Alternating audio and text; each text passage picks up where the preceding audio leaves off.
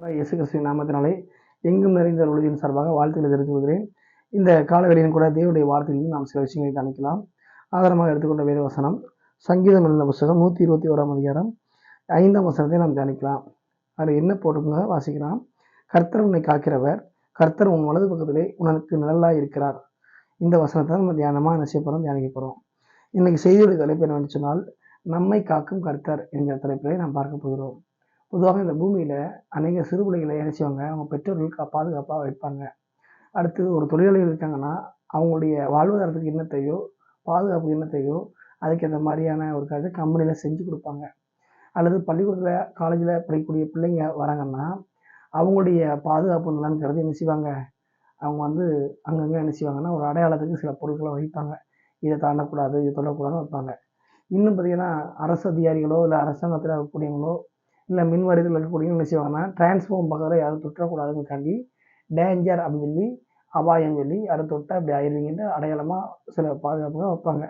அப்போ இது போன்ற ஒரு காரியங்களை பலவிதமான ஜனங்கள் மக்களுக்காக என்ன செய்கிறாங்க, சேஃப்டிக்காக வைக்கிறாங்க.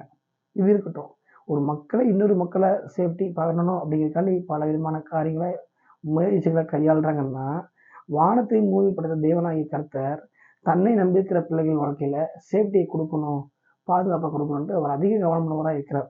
அதுக்காகத்தான் நம்ம இன்னைக்கு இந்த செய்தியை பார்க்குறோம்.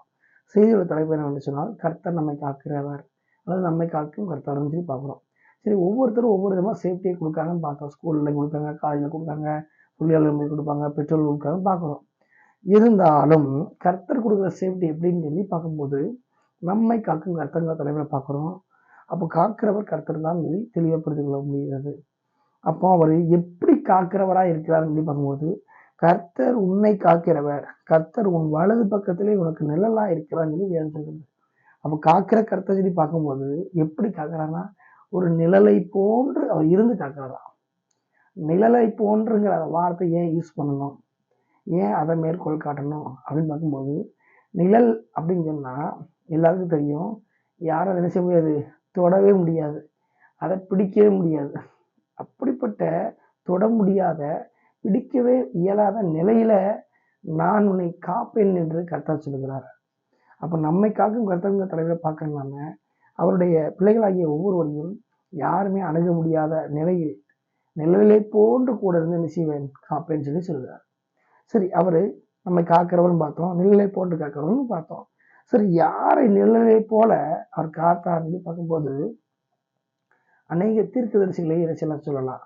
அதில் குறிப்பாக பார்த்தீங்கன்னா நம்ம யாரை சொல்லலாம் அப்படின்னு சொல்லி பார்க்கும்போது, ஏசாயா தீர்க்கதரிசி என்ன செய்தார், அவர் வாழ்ந்த நாட்களை காத்தார். ஒரு இடத்துல சொல்றாரு, என் கரத்தின் நிழலை நான் உன்னை மறைக்கிறேங்கிறார். பாருங்க, கரத்தின் நிழலில் நான் வைக்கிறேன்னா என்ன செய்யும், அது பாதுகாப்பை தரும். அப்போ அவருக்கு எந்த ஒரு சூழ்நிலையிலும் தீர்க்கதரிசனம் உரைக்கும் பொழுது, தேவனுடைய வார்த்தை சொல்லும்போது யார் எதுவும் செஞ்சிடக்கூடாது, எதிர்ப்பான காரியத்தை செஞ்சிடக்கூடாதுக்காண்டி கர்த்தருடைய பார்த்தீங்க அப்படின்னா வார்த்தையானது ஆண்டவராகிய தேவன் என்ன செய்தார், நிழலை போன்று அவரை மறைத்து காத்தார். என் கருத்து நிழலினால் நான் உன்னை மறைக்கிறேன்னு சொன்னார். அது போக பார்த்தீங்கன்னா சொன்னதை செய்து முடித்தார். அவர் வாழ்ந்த காலத்தில், அவருடைய தீர்க்க தரிசனத்தின் அந்த காலத்தில் எந்த ஒரு தீமையும் அணுகாதபடி காத்தார். அவர் இறப்பில் வேணா அவர் ஆண்டவங்க மறைத்திருக்கலாமே தவிர, அவர் வாழ்ந்த நாட்களிலே கர்த்தர் அவருக்கு நிழலாக இருந்து அவரை இந்த கரத்தின் நிழலை மறைத்து காத்தார். அப்படிங்கிறத என்ன செய்யலாம், இந்த செய்தியில் பார்க்கலாம். அப்போ இந்த செய்தியை கேட்டுக்கொண்டிருக்கிற ஒவ்வொரு தேவ பிள்ளைகளும் வாலிப சகோதர சகோதரர் தெரிந்து கொள்ளக்கூடிய விஷயம் என்று சொன்னால், நம்மை காக்கிறவர் கர்த்தர் தான், மனுஷன் அல்ல, உறவுகள் அல்ல. எல்லா சூழ்நிலையிலும், எல்லா வேலையிலும், எல்லா நேரத்திலும் கர்த்தர் நம்மை காக்கிறவராக இருக்கிறாங்க பார்க்கணும். அது எப்படி பார்க்கறனா, நிழலை போல காப்பார். கர்த்தர் உன் வலது பக்கத்திலே உன் நிழலாக இருக்கிறார். நிழலை யாரும் பிடிக்க முடியுமா, நிழலை யாரும் தொட முடியுமா, முடியவே முடியாது. ஆனால் நிழலை போன்ற இருந்து தொட முடியாத, நெருங்க முடியாத அளவில் காப்பேன் அவர் சொல்கிறார். அப்போ இந்த செய்தி கேட்கிற ஒவ்வொருவரும் நம்மை கர்த்தர் தான் காப்பாற்றுவார், காக்கிறவராக இருக்கிறார், நிழலை போல தொட முடியாத, அணுக முடியாத வழியில் காப்பார் என்பதை என்ன புரிந்து கொள்ள வேண்டும்.